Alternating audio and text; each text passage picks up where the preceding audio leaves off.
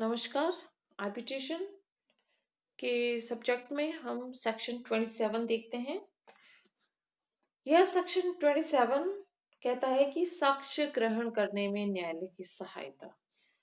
यानी अगर ट्रिब्यूनल कोई भी एविडेंस लेना चाहता है और उसे लगता है कि वह एविडेंस लिया जाना उसके लिए इतना संभव नहीं है, या शायद वो एविडेंस देने के लिए व्यक्ति आए या नहीं आए, या दस्तावेज पेश करेगा या नहीं, तो वह इस संबंध में न्यायालय की सहायता ले सकता है। इसमें हम देखते हैं 27(1) जो कहता है कि मध्यस्थम अधिकरण यानी या तो ट्रिब्यूनल खुद ही या फिर ट्रिब्यूनल के अनुमोदन के बाद कोई पक्षकार, यानी पक्षकार भी न्यायालय में आवेदन कर सकता है।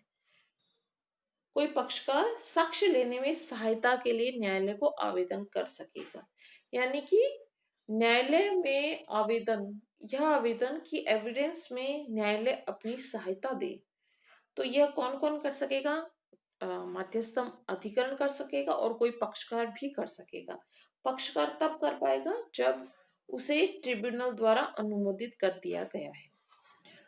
अब नेक्स्ट हम देखते हैं कि आवेदन पत्र जो प्रस्तुत किया जाएगा उसमें क्या क्या चीजें दी जाएगी। तो आवेदन पत्र में पक्षकारों के नाम और मध्यस्थों के नाम, पते, सभी चीजें क्लियरली लिखी जाएगी। फिर उसमें लिखा जाएगा कि दावे की सामान्य प्रकृति क्या है और जो अनुतोष मांगा गया है, चाहा गया है, वह रेमेडी रिलीफ क्या क्या है। फिर उसमें जो वह एविडेंस प्राप्त करना चाहता है जिसके लिए न्यायालय की सहायता चाही गई है, उस एविडेंस को पूरी तरह से विशिष्ट रूप से, अच्छे से, स्पष्ट रूप से लिखा जाएगा। उसमें जो साक्षी है या फिर कोई विशेषज्ञ साक्षी है, उसके उस व्यक्ति का नाम, पता और जो भी अपेक्षित साक्ष्य है उस विषय वस्तु का संपूर्ण कथन होगा। और कोई दस्तावेज पेश किया जाना है या किसी चीज का निरीक्षण किया जाना है, चीज, संपत्ति, माल का, तो उस सब का भी विवरण लिखा जाएगा। तो जब ऐसा आवेदन न्यायालय के पास आता है और रिक्वेस्ट आती है न्यायालय के पास, तो न्यायालय क्या करता है? तो न्यायालय सभी नियमों के तहत इस जो एप्लीकेशन दी गई है उसका निष्पादन करता है और वह आदेश देगा कि वह साक्ष्य सीधे ही उस ट्रिब्यूनल को उपलब्ध कराए जाएं। यानी किसी व्यक्ति या विशेषज्ञ साक्षी का बयान लिया जाना है तो सीधे ही वह बयान न्यायालय को दिया जाए, वो ट्रिब्यूनल को दिया जाए, ऐसा न्यायालय आदेश करेगा। और वह या यह भी कह सकता है कि कोई दस्तावेज प्रस्तुत किया जाना है, दस्तावेज, माल का निरीक्षण, संपत्ति का निरीक्षण आदि किया जाना है, तो वह दस्तावेज वगैरह सीधे ट्रिब्यूनल में जमा करवाए जाएं, पेश किए जाएं, यह न्यायालय आदेश देगा। तो इस तरह से जो न्यायालय ऐसी आदेशिका जारी करेगा, वे आदेशिकाएं बिल्कुल उसी टाइप की होगी, वो प्रोसेसेस बिल्कुल वैसे होंगे जैसे कि न्यायालय के समक्ष आने वाले वाद के विचारण में न्यायालय जारी करता है।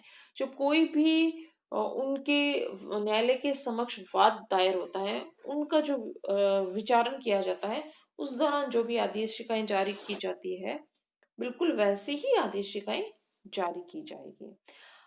अब हम देखते हैं कि अगर ऐसी आदेशिकाएं जारी होने के बाद में भी कोई साक्षी आता नहीं है या कोई दस्तावेज पेश करने हेतु आदेश दिया गया था वह नहीं करता है, तो क्या होगा? तो इसका आंसर 27(5) में है।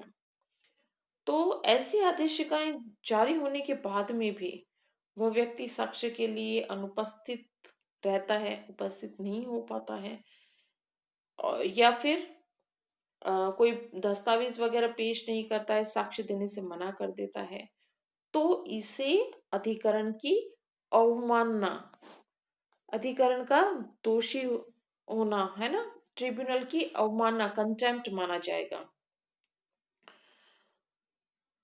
तो फिर मध्यस्थम, जब ऐसी कंटेम्प्ट होती है तो मध्यस्थम अधिकरण रिप्रेजेंटेशन पेश करेगा न्यायालय में। तो न्यायालय बिल्कुल वैसा ही आदेश देगा जैसे उसके समक्ष कोई अपराध होने पे न्यायालय देता है, वैसी ही शास्ति, दंड, पेनल्टी उसी तरह से देने के न्यायालय आदेश देगा।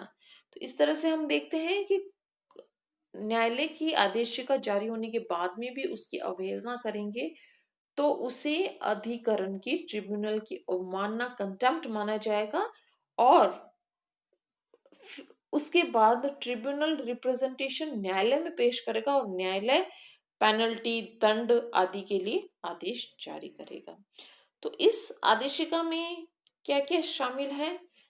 इसमें समन और आयोग, कमीशन जो होते हैं और दस्तावेज पेश करने हेतु समन आदि ये सब शामिल होंगे। Thank you so much.